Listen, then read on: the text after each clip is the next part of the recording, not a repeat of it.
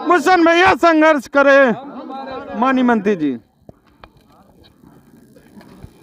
आज इस सेक्टर तकवा कठौता में बहुजन समाज पार्टी की इस बैठक में सबसे पहले इस मुल्क का संविधान लिखने वाले बाबा साहब भीमराव अंबेडकर, बहुजन समाज पार्टी के संस्थापक मानवर श्री काशीराम साहब को श्रद्धा के सुमन अर्पित करते हुए आज इस मीटिंग में यहाँ पे हमारे साथ चल के आए हमारे विधानसभा के अध्यक्ष अमित गौतम जी, आज इस प्रोग्राम का जो आयोजन किया, इस मीटिंग का आयोजन किया हमारे शिवा भारती जी, हमारे यहाँ पे साथ में पीयूष गौतम जी, शोएब सिद्दीकी जी और सोनू लोधी जी आगे प्रोग्राम है तो वहाँ जा चुके हैं, हमारे सेक्टर के अध्यक्ष जी और सभी लोग जो यहाँ पे हमारे खड़े हैं, माताएं बहनें, इस वक्त सभी ने अपनी अपनी बात रखी है।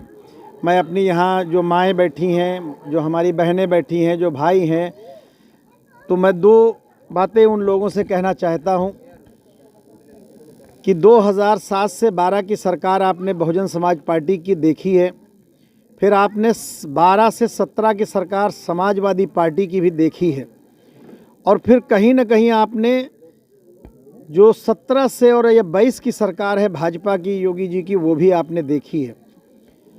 तो आप लोगों को खुद वो फ़र्क महसूस हुआ होगा कि जब बहन जी की सरकार थी तो आपका मनोबल क्या था, अधिकारियों की सोच तुम्हारे प्रति क्या थी, थाना और पुलिस वालों की सोच तुम्हारे प्रति क्या थी और कितना आपका मान सम्मान और स्वाभिमान था। बच्चों को नौकरियां मिली, अभी अमित गौतम जी बता रहे थे यहीं गोमती नगर में 7,000 भर्ती हुई। आज 2014 से लेके और 2022 ख़त्म, मतलब ये हो जाएगा, 5 साल की सरकार इनकी भी ख़त्म हो जाएगी ये, तो इसमें एक भी नौकरी भाजपा ने ना बैकवर्ड को दी है, ना शेड्यूल कास्ट के बच्चों को दी है। वो सब बेरोज़गार घूम रहे हैं। अब इनकी कथनी और करनी का फ़र्क महसूस करिए।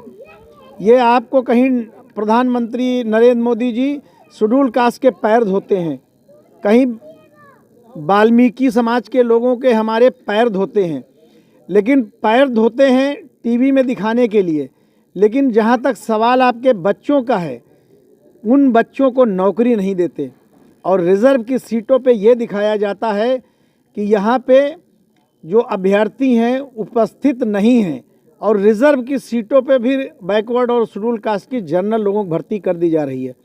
ये क्यों की कर दी जा रही है? क्योंकि आपकी सरकार नहीं है, आप ताकत में नहीं हो।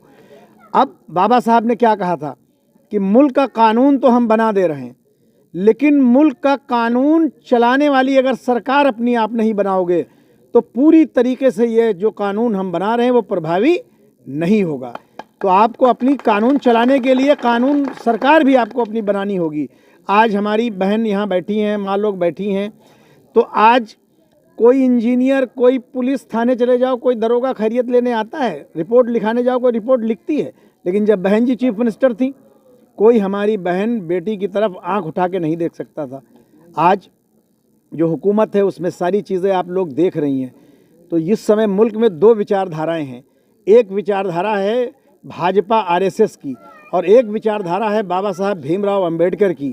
तो अगर आप बाबा साहब भीमराव अंबेडकर के अनुयायी हैं तो आपको बाबा साहब के कानून को बचाने के लिए, अपने हक हुकूक बचाने के लिए, अपने वोट का अधिकार बचाने के लिए, अपने बच्चों के मुस्तकबिल का भविष्य में उनकी, वो लोग आज कोरोना में क्या हुआ, ऑक्सीजन नहीं दे पाए, लाशें सामूहिक रूप से नदियों में बहा दी गई, जीसीबी से गड्ढे खोद के सामूहिक जो है दाह संस्कार किए गए और उसके बाद ये सरकार क्या कहती है कि ये सब कुछ ठीक है, मैंने यहाँ कोई कमी नहीं थी। हज़ारों लोग मर गए।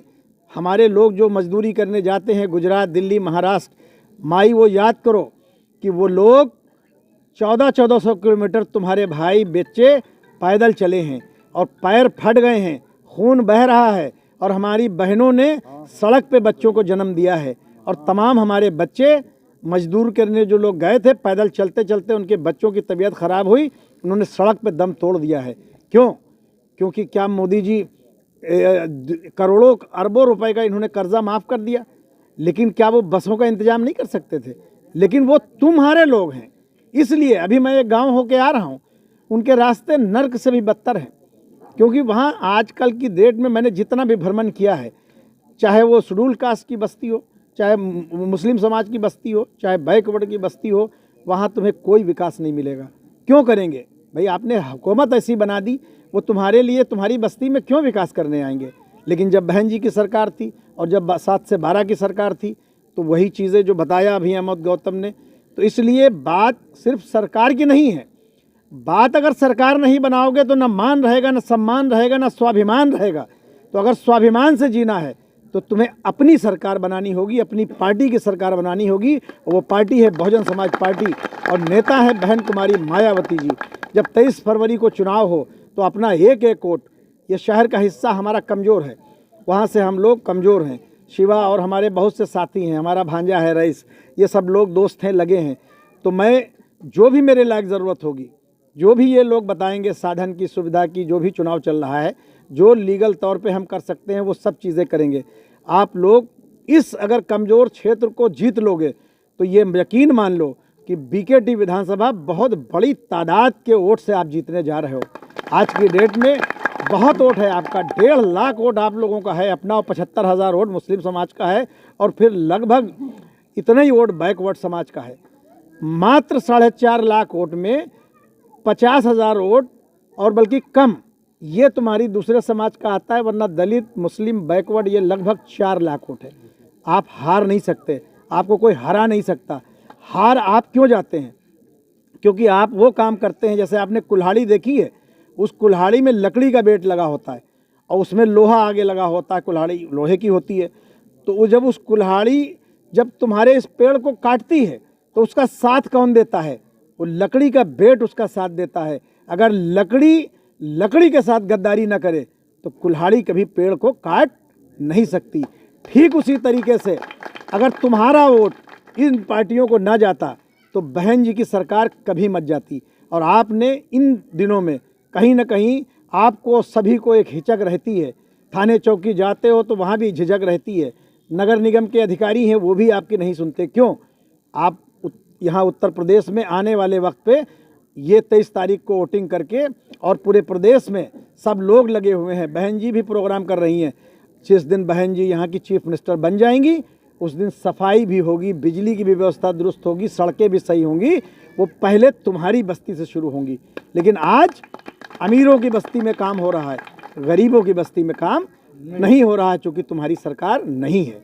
इसलिए मैं ज़्यादा कुछ ना कह के, आप बहुत देर से बैठी हैं, सब लोग अपना बेटा समझ के, अपना भाई समझ के, अपना दोस्त समझ के, जो भी लोग हैं, बहुजन समाज पार्टी को जिता दें। सारी समस्याएं अपने आप हल हो जाएंगी और यहाँ आपको अमन चैन हो गया, सुकून होगा। और बहुजन समाज पार्टी जब सरकार आएगी तो लॉ एंड ऑर्डर भी बहन जी का, आप जानती हैं, कोई आपकी तरफ आंख उठा के नहीं देख सकता, और ख़ासकर शेड्यूल कास्ट हो उसकी तरफ। क्योंकि आदमी कहते हैं भैया इनकी सरकार है, इनसे मत बोलो। जो लोग सरकार में रहे जानते हैं। लेकिन आज हम लोग उस मान सम्मान से दूर हैं।